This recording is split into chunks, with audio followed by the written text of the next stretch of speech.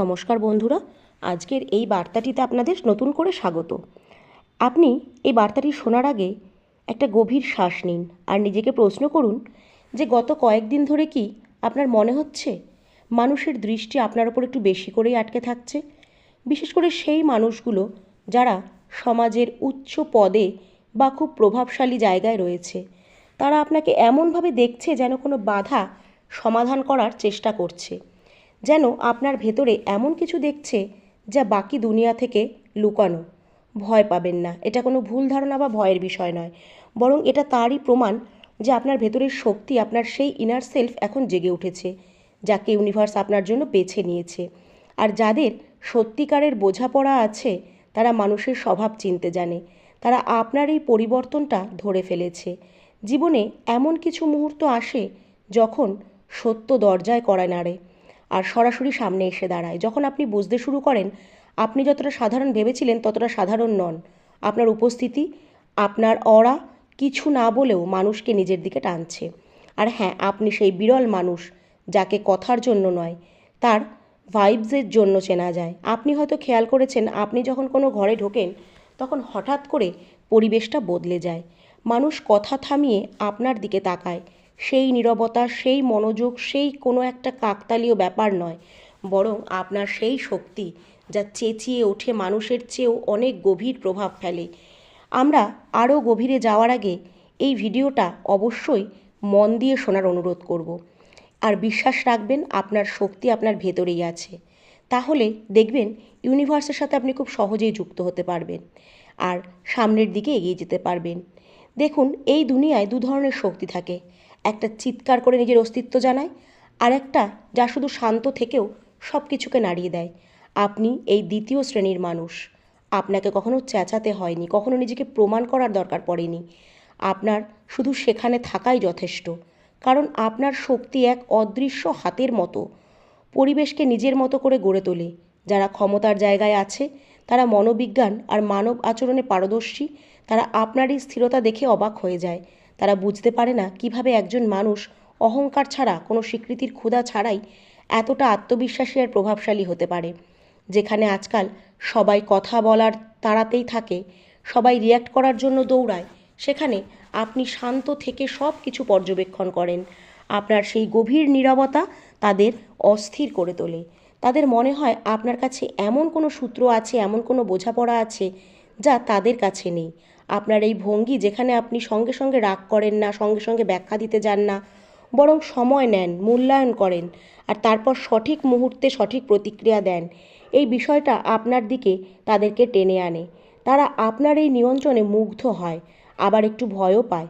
কারণ যে মানুষ নিজের আবেগ নিয়ন্ত্রণে রাখতে পারে তাকে কেউ সহজে নিয়ন্ত্রণ করতে পারে না। আর এটাই আপনার সবচেয়ে বড় জয়। আর জানেন তো, আপনার এই শান্তি, যা বাইরে থেকে মানুষ অলসতা বা উদাসীনতা ভাবতে পারছে, আসলে তা মোটেও নিষ্ক্রিয়তা নয়। এটা পুরোপুরি প্রস্তুতি। ঠিক যেমন ঝড়ের আগে সমুদ্র একেবারে শান্ত হয়ে যায় যখন সবাই তাড়াহুড়ো করে প্রতিক্রিয়া দিয়ে সম্পর্ক ভেঙে ফেলে, এমন কথা বলে ফেলে যা আর ফেরানো যায় না, নিজের জীবনেই ঝড় তুলে ফেলে, তখন আপনি ধীরে ধীরে নড়তে শুরু করেন। আর আপনি যখনই এগোতে শুরু করেন তখন যা এলোমেলো মনে হচ্ছিল ধীরে ধীরে নিজের জায়গা খুঁজে নিতে থাকে। কারণ আপনি তাৎক্ষণিক প্রতিক্রিয়া নন, আপনি সচেতন প্রতিক্রিয়া। আর এটাই আপনার সবচেয়ে বড় শক্তি। আপনি শব্দের আড়ালে কাঠামো দেখতে পান, আবেগের পেছনের উদ্দেশ্য বুঝতে পারেন, নাটকের আড়ালে সত্য ধরে ফেলেন। তাই মানুষ যেসব উপায়ে সাধারণত অন্যদের অপরাধবোধ, ভয় বা বিভ্রান্তিতে রাখে, সেই সব উপায় আপনাকে নিয়ন্ত্রণ করা যায় না। যারা সঙ্গে সঙ্গে ফেটে পড়ে তাদের খুব সহজেই নিয়ন্ত্রণ করা যায়, কিন্তু যে ভেবে চলে, যার অপেক্ষা করার ধৈর্য আছে, তাকে টলানো এত সহজ নয়। আর এই কারণেই আপনার জীবনে যারা একটু বেশি বুদ্ধিমান বা ক্ষমতাবান ধরনের মানুষ, তারা আপনাকে ধীরে ধীরে আরও মনোযোগ দিয়ে দেখতে শুরু করেছে, যেন তারা বুঝতে চাইছে আপনাকে ঠিক কোন জায়গায় গিয়ে ঠিক মতন ট্রিগার করা যায়। কিন্তু আপনাকে বোঝা তাদের কাছে সেই গভীর হ্রদের দিকে তাকানোর মতন, যার তল দেখা যায় না আর গভীরতা মাপা যায় না। যখন তারা বুঝতে পারল আপনাকে না সহজে উস্কানো যায়, না কোনো ভুয়ো আবেগে ঠেলে দেওয়া যায়, তখন তাদের মনে একটা নতুন প্রশ্ন উঠে বেড়াতে লাগলো, এত শান্ত পৃষ্ঠের নিচে আর কি কি লুকিয়ে আছে। দেখো, অনেক মানুষ একটা ছোট পরিস্থিতি বুঝে একটা অন্য একটা জগৎ তৈরি করে। অন্য রাজনীতি তৈরি করে, সব কিছুর ওপরে নির্ভর করে, কিন্তু আপনি তাদের মতন নন। আপনার চোখের সামনে যে ঘটনাগুলো ঘটে আপনি সেগুলো সঙ্গে সঙ্গে বুঝে ফেলেন। আপনি সত্যিই এমন একটা ইনার রিডার হয়ে বাঁচেন যে ঘুমের মধ্যেও হালকা চোখ খোলা রাখেন। তাদের কাছে তথ্য থাকে, আপনার কাছে ভিশন থাকে। তাদের কাছে থাকে কন্টাক্টস, আপনার কাছে থাকে সিগন্যাল। আর যখন কোনো একটু প্রভাবশালী মানুষ বুঝতে পারে যে আপনি সেই জায়গায় না থেকেও সেই জায়গার ঘটনা নিজের ইনার কনফিডেন্স দিয়ে বুঝে ফেলতে পারেন, অনেক কিছু আগে থেকে অনুভব করতে পারেন, তখন তাদের ভেতরে একটা হালকা টেনশন তৈরি হয়। কারণ তাদের মতে যেসব কথা শুধু আলাদাভাবেই বলা হয়েছে সেগুলো আপনি মানুষের আচরণ, শব্দ, বডি ল্যাঙ্গুয়েজ বিশ্লেষণ করে বুঝে নিয়েছেন। আপনার ইনটিউশন কোনো হাওয়ায় ভেসে আসা আন্দাজ নয়, এটা এক ধরনের আধ্যাত্মিক মনোবিজ্ঞান, যেখানে আপনি মুখের চেয়ে বেশি ভাইব পড়তে পারেন, কথার চেয়ে বেশি কথার ফাঁকি নীরবতা বোঝেন। আপনার প্রায়ই অনুভব হয়ে যায় যে এই মানুষটা সত্যিই কি জেনুইন, না এখানে কোনো গড়বড় আছে।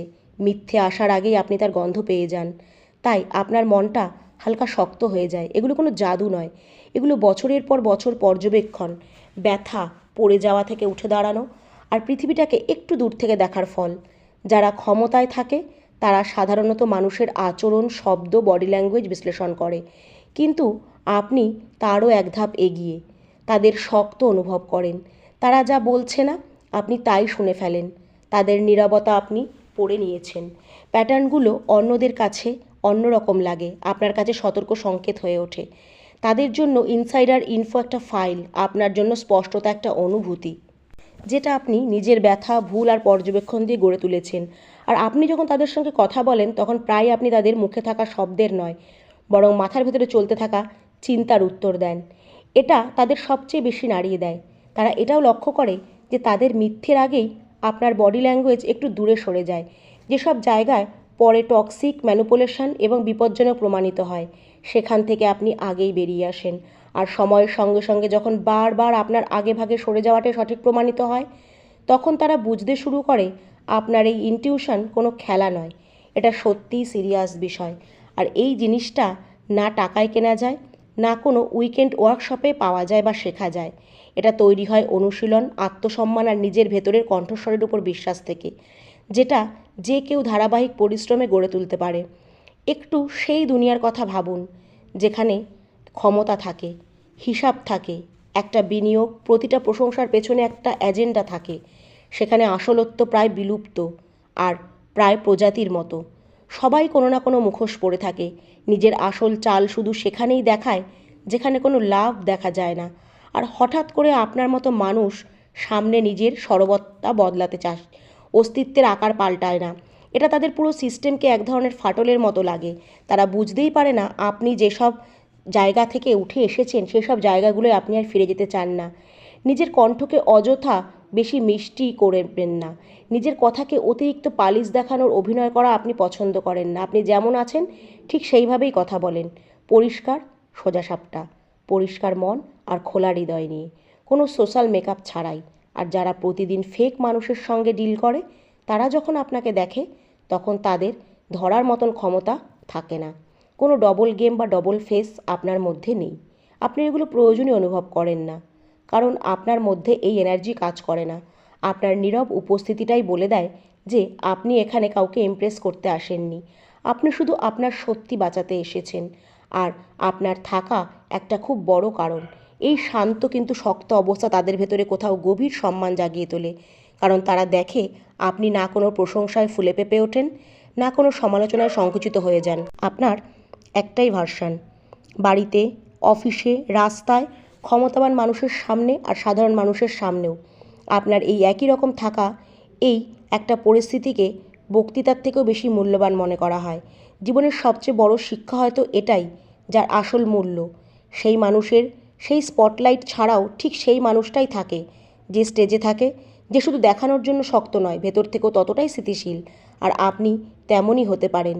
হয়তো এখন আপনার মনে হয় আপনি পুরোটা এমন নন, তবুও আপনার ভেতরে সেই বীজটা আছে।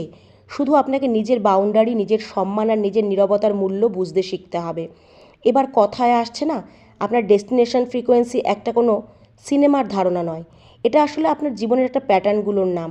যেভাবে আপনি বারবার ভেঙে গিয়েও নিজেকে গড়ে তুলেছেন, যেভাবে ছোট ছোট সিদ্ধান্ত আপনার জীবনের বড় বড় মোড় বদলে দিয়েছে, যেভাবে আপনি নিজের কষ্টকেও চরিত্র গঠনের উপাদান বানিয়েছেন, সেই সব মিলিয়ে এমন এক ভাইব্রেশন তৈরি করে যেটা দেখলে বোঝা যায় আপনার গল্পটা শুধু রেকমেন্ডেড নয় বরং সংযুক্ত। শক্তিশালী মানুষ প্যাটার্ন চিনতে জানে। যাদের অভ্যাস হয়ে যায় কে শুধু টাইম পাস আর কে অনিবার্য, মানে যদি তাকে একটা সুযোগ দেয়া হয় সে কিছু না কিছু বড় করবেই, আর আপনি সেই মানুষগুলোর মধ্যেই পড়েন। আপনার রেজলিউশনস বারবার উঠে দাঁড়ানো আর প্রতিবার একটু বেশি জ্ঞানী হয়ে ওঠা, এটা দেখায় আপনি শুধু বাঁচতে আসেননি, শিখতেও এসেছেন। আর এটাই আপনাকে আনস্টেপেবল করে তোলে। যখন আপনার মতো একজন মানুষ নিজের মূল্য বুঝে ফেলে তখন দুনিয়া জুড়ে আর অ্যাপ্রুভাল, লাইক আর সামাজিক স্ট্যান্ডার্ড সব ধীরে ধীরে তাদের জায়গা ছেড়ে দেয়। কারণ তখন আপনার ক্যাম্পাস থেকে বাইরে নয়, ভেতর থেকে চলে। আর যে মানুষ নিজের ভেতরেই ক্যাম্পাস চলতে শুরু করে তাকে থামানো কঠিন নয়, প্রায় অসম্ভব হয়ে যায়। এটা কোনো জাদু নয়, এটা সেলফ অ্যাওয়ারনেস, ধৈর্য, বাউন্ডারি আর ইনার ওয়ার্কের স্বাভাবিক ফল, যে যা কেউ গ্রহণ করতে পারে না। কিন্তু আপনি হয়তো একটু আগেই শুরু করে দিয়েছেন। আর সবচেয়ে গভীর কথা হলো, যদি আজ এত বছরে আধা ঘুমের মধ্যেই চলেও আপনার উপস্থিতি এতটা শক্ত অনুভূত হয়, তাহলে ভাবুন তো, যখন আপনি পুরোপুরি সচেতনভাবে নিজের শক্তিকে বুঝে বাঁচতে শুরু করবেন, যখন আপনি নিজের ইনটিউশন ইগনোর করা বন্ধ করবেন, যখন আপনি নিজের অস্তিত্বর সঙ্গে আপোষ করা ছেড়ে দেবেন, তখন আপনার প্রভাব কতটা বেশি হতে পারে। এটাই সেই মুহূর্ত যেখান থেকে নিজের ভেতরের এই ইনটিউশন পাওয়ারকে চিনবেন। ইউনিভার্সের আশীর্বাদটিকে মন থেকে গ্রহণ করুন আর কমেন্টসে লিখুন, থ্যাংক ইউ ইউনিভার্স।